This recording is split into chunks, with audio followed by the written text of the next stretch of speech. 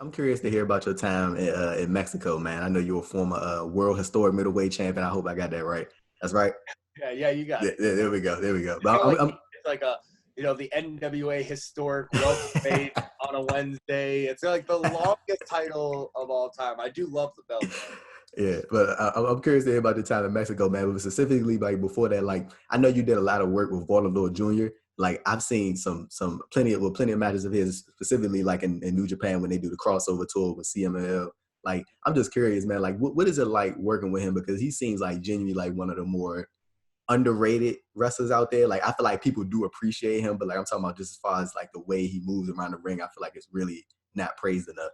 I completely agree with you. There's so many guys down at CMLL that are just not appreciated enough because they get a chance to kind of bust out, whether it's the War of the Worlds tour Yeah. with Honor Mm-hmm. or the Phantasmania or whatever that at New Japan, and like at the same time, I wish that the Arena Mexico shows could break into the U.S. a little bit more because there's so unbelievable talent. Volador Jr., he kills it every night down there. Ultimo Guerrero, Titan is unbelievable down Yeah. there. Uh-huh. You know what I mean? There's just so like Sabaro Jr. down there is great. Like there's so many guys. Cavernario. I mean, I learned so much about myself down there. And I always thought to myself, like, man, these guys, if people were able to, or if people started tuning in to Friday nights in Mexico City, these guys would be huge stars in the States because the style of wrestling down there is a little bit different, but there is no doubt that the entertainment, the athleticism, the just overall performance and production that CMLL brings would translate unbelievably in the States. And it's why one of those reasons why I'm so happy that Ring of Honor has a relationship with them and we're able to do stuff like put the anniversary show and the Grand Prix on the Honor Club, because like you said, that Volador Jr. is underrated, and I've had some matches with him in Arena Mexico that are some of my favorites of all time. I was never they don't throw money into the ring in the States, and I was not ready for when the first time that happened. And it's one of those crazy feelings. You're lying in the ring after a match, and all of a sudden it usually hurts at first because you'll get pegged. I bet. The first time it happened, I actually lost the match against Ultimo Guerrero, and I was on the ground, and all of a sudden, ding! I started getting whacked in the head with coins, and I thought people were throwing trash at me, and I was like, "Oh no, what's going on?" And someone was like, "Oh, everyone loves the match. Everyone loves the match," and I was like, "This is kind of a weird way." I'm about to say, what a way to show me that you. Yeah. Throw the dollars. But it's there's nothing like a Friday night in Arena Mexico. And if you're one of those crazy wrestling fans that has to be like, oh, I have to see a show at the Tokyo Dome, I have to see a show at Madison Square, Mexico City, Arena Mexico should be at the top of that list, because there is zero that will ever compare to the atmosphere of Arena Mexico. And I'm curious, it's like something you just said. You talk about like the style of wrestling and the difference between here, like what it is like in Mexico, and like what you normally see, in most of the popular wrestling regions in the U.S. Like I'm just curious, like what so like just from what I've seen from like when I see these Fantastic Mania tours and stuff like that, like I always see like a common type thing. Like I always see like the dragon screw to the outside, and then they like swiftly slide out the ring, and then they wait for the tope to come. And like I always think, I guess stuff you notice like that, you just a habit of seeing it. And I always think like, so like when you go over there and like you try to adjust, or they try to adapt to your style, like what's the middle ground right there? Well, you definitely kind of hit the nail on the head. When I'm down there, especially in a bigger match, they'll try to adapt the styles a little bit more. But the first time you're down there, and when you're on the undercard, you better learn. You better learn quick. And it took me a second or two, because there's so many different things, like you were just saying.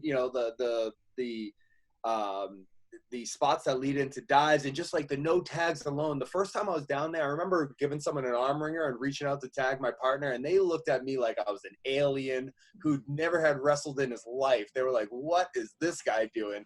And just like the 3 falls, there's so many different things that you have to prepare for the first time you're down there. But it was one of those things that I wanted to learn. You know what I mean? I went down there with that goal of like, you've been to Japan, you've wrestled in the UK, you wrestled in the States, you know what I mean? You wrestled in Canada, all these other places, but like Mexico has such a unique style that it will be a noticeable difference if you take this Lucha Libre style and add it to whatever Matt Taven is at this moment.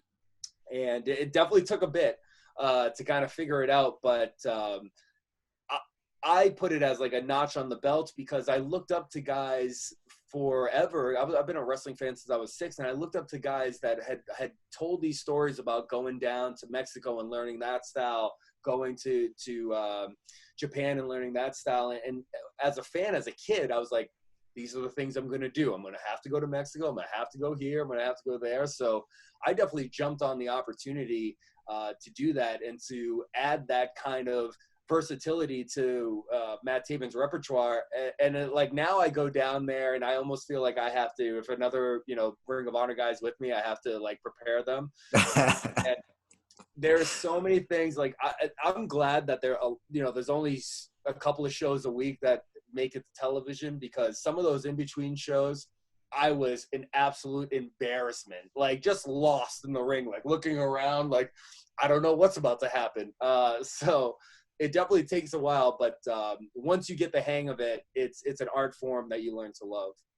So, and another thing about your time in Mexico, can we please talk about getting your head shaved in the ring? Because I know that's something that's like really there. So like when you approach with something like that, is it more sort of a thing where you're like, okay, I'll do this, or is it a more of a thing of whoever's in this spot, somebody's getting their head shaved? Like how does that like, or was that a decision that you made? You like maybe I want to cut the hair, so let's go ahead and do it.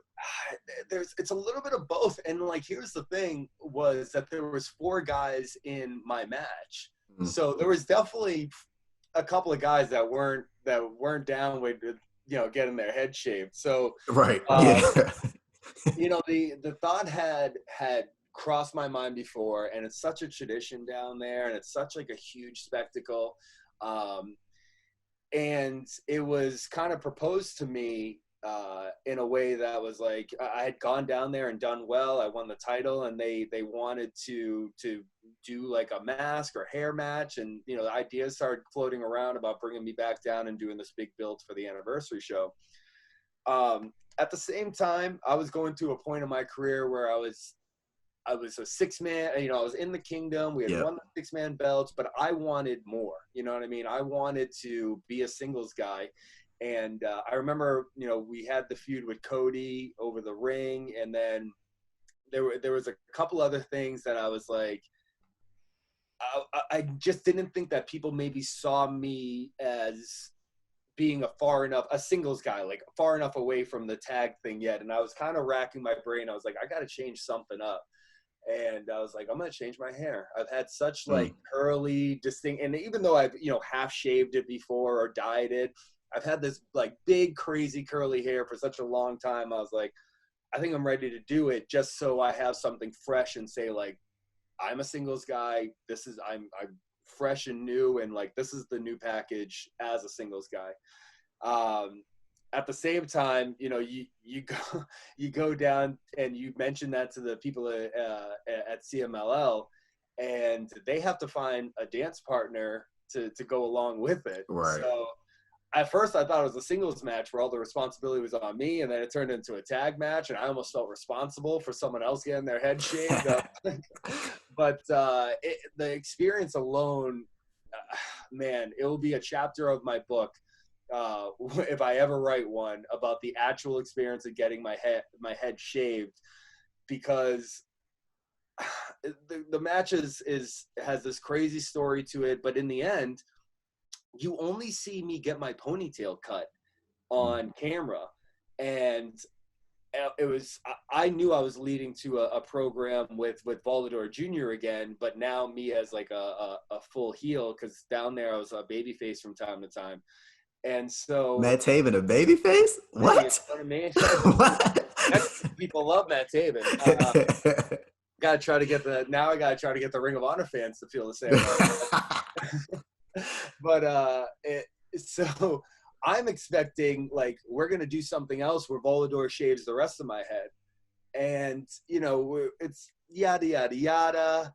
All of a sudden, this old guy comes back with like the oldest pair of clippers ever. He's like, "No, Mexico commission, you must shaved head now." And I was like, "Yeah, but are we gonna do something else?" Like, nope, nope, nope, nope, right now. And I'm just sitting on a grate on like in like the back of a hallway in Arena, Mexico, just getting my head shaved. I was like, there needs to be a camera. Right. Why isn't this being Right. filmed? But yeah, it worked out because no one actually saw me with my full head shaved. There's not a single picture of it, and I was able to come back to Ring of Honor with the mohawk. So I Mm. got the last laugh in the end. But yeah, at one point I had to grab the clippers. I was like, "Sir, I think it's these clippers or something, but my hair is just being pulled out." So then I had to find a mirror, and there's just me by myself in the bowels of Arena, Mexico, shaving my head.